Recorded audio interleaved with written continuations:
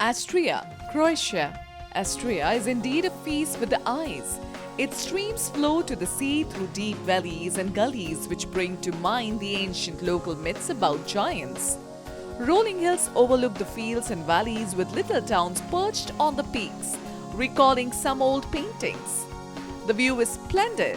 White-topped mountains, lush wheat fields, plateaux, valleys, vineyards and olive groves on hillsides, and finally the sea.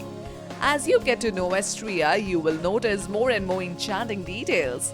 Church facades and portals, tiny village alleyways with their specific architectural touches, the babble of a stream, the blossoming cherries.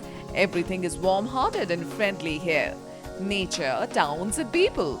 There's a touch of the regal about Istria in northern Croatia. Perhaps that's why it proved such an object of desire for the Romans, Venetians and Austro-Hungarians, who tussled over this beautiful fertile land for centuries. Istria is the largest green oasis of the North Adriatic. The coast and the islands are covered with pine woods and easily recognizable green macaea.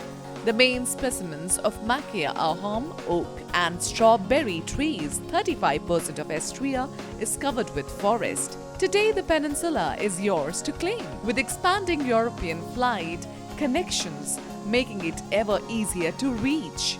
Begin with the history. Pula's imposing Roman amphitheater and Paris, UNESCO-listed mosaics for squatters. Move to the beaches. Mullaney for atmosphere or Felsenstrand for seclusion. And crown it all off with the more recent additions.